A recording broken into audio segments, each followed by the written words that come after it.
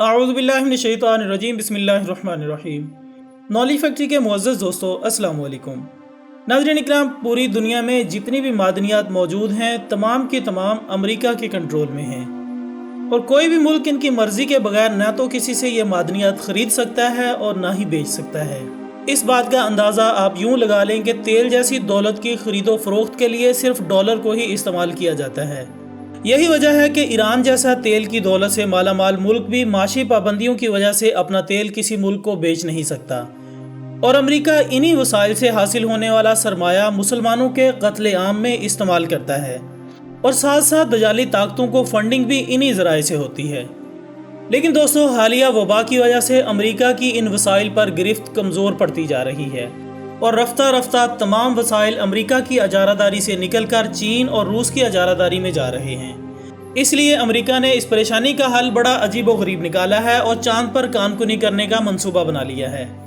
ناظرین، ویسے تو چاند پر کمن ڈالے اس کو نصف صدی سے بھی زیادہ عرصہ گزر چکا ہے، مگر اب حالات اس سے بھی 2 قدم آگے بڑھ چکے ہیں، کیونکہ موجودہ امریکی صدر ڈونلڈ ٹرمپ چاہتا ہے کہ امریکہ چاند پر معدنیات کے لیے کان کنی شروع کرے۔ حتیٰ کہ بات صرف یہی تک نہیں رہی، بلکہ امریکی صدر ڈونلڈ ٹرمپ نے حال ہی میں ایک ایگزیکٹو آرڈر پر دستخط کیے ہیں، جس میں کہا گیا ہے کہ امریکہ کو کرۂ ارض سے باہر خلا میں وسائل کی تلاش کرنے اور ان کا استعمال کرنے کا حق حاصل ہے۔ معزز دوستو، صدر ڈونلڈ ٹرمپ کے اقتدار میں آنے کے بعد امریکہ اور چین کے مابین تناؤ پیدا ہوا۔ امریکہ میں صدارتی الیکشن بھی قریب ہیں اور ٹرمپ دوبارہ صدر منتخب ہونا چاہتا ہے۔ ٹرمپ نے اپنے تسلط اور قیادت کو ثابت کرنے کے لیے اور اپنی سیاسی پوائنٹ سکورنگ کے لیے اس مشن کا اعلان کیا ہے۔ مسٹر ٹرمپ کا مزید کہنا ہے کہ کوئی بھی بین الاقوامی قانون خلا میں امریکی کوششوں پر نافذ العمل نہیں ہوگا، کیونکہ کرۂ ارض سے باہر انسان کیا کر سکتے ہیں اس بارے میں قوانین موجود نہیں ہیں۔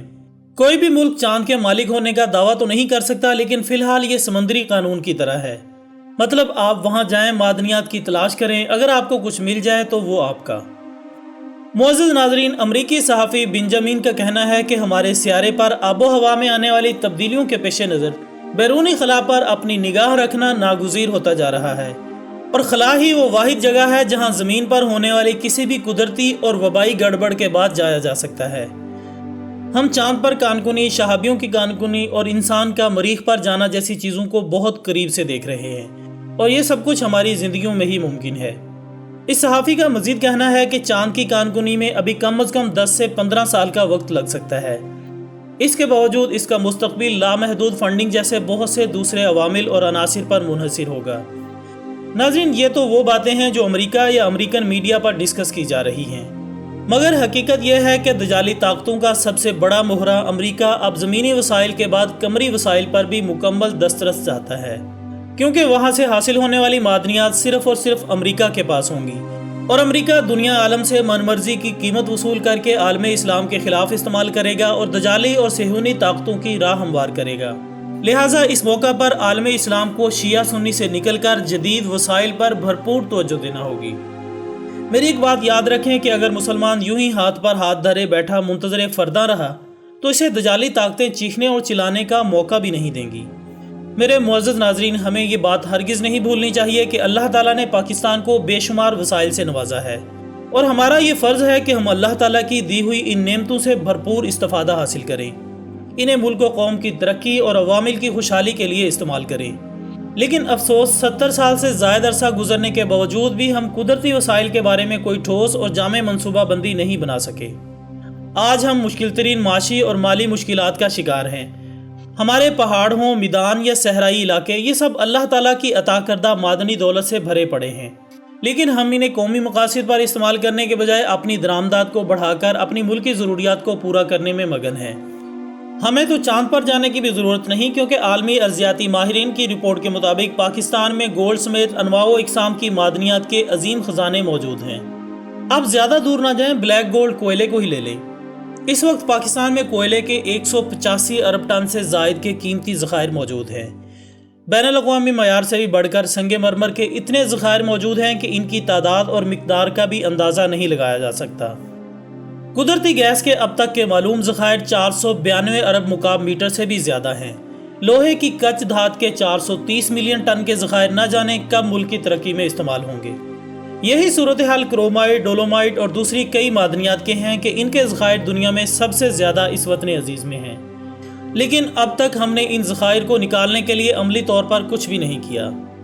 افسوس، صد افسوس، سیاسی، علاقائی، صوبائی تعصب اور مفادات نے ہمیں اس شعبے میں بھی کوئی کام نہیں کرنے دیا۔ آپ بلوچستان کی مثال سامنے رکھیں جو ہمارے کل رقبے کا 42% پر مشتمل ہے، اور یہ بلوچستان معدنیات کی دولت سے مالا مال ہے۔ سرکاری اعداد و شمار کے مطابق اس صوبے میں تقریباً 300 ملین ٹن لوہے کے ذخائر پائے جاتے ہیں۔ ناظرین، اگر ہم آج بھی بلوچستان کی معدنی دولت کو نکالنے کے لیے کان کنی کے شعبے کو ہنگامی بنیادوں پر ترقی دیں تو مختصر سی مدت میں اربوں ڈالر مالیت کی معدنی دولت حاصل کر سکتے ہیں، بلکہ صرف بلوچستان ہی نہیں، پاکستان کا ہر صوبہ ان نعمتوں سے مالا مال ہے۔ دوستو، پاکستان کے پہاڑوں، میدانوں اور صحراؤں میں زیر زمین چھپے ہوئے قیمتی دولت کے خزانے حکومت کی فوری توجہ کے منتظر ہیں۔ میری حکومت سے پرزور اپیل ہے کہ ان پر کام کریں، کیونکہ یقیناً اللہ تعالیٰ کی دی ہوئی ان نعمتوں کو عوام کی خوشحالی کے لیے استعمال کرنا وقت کی سب سے اہم ضرورت ہے۔ اللہ تعالیٰ ہمیں اپنی نعمتوں سے زیادہ فائدہ اٹھانے کی توفیق اور ہمت عطا فرمائے، آمین ثم آمین۔ اسی دعا کے ساتھ ہماری آج کی اس ویڈیو کا اختتام ہوتا ہے۔ ہم امید کرتے ہیں کہ آپ کو یہ ویڈیو ضرور پسند آئی ہوگی۔ اپنا قومی فریضہ سمجھتے ہوئے اس ویڈیو کو اپنے سوشل میڈیا کے تمام پلیٹ فارم پر لازمی شیئر کیجیے گا۔ ہماری اگلی ویڈیو آنے تک اپنا دوستوں، رشتہ داروں اور گرد و نواح کے تمام لوگوں کا بہت خیال رکھیے گا۔ اللہ حافظ۔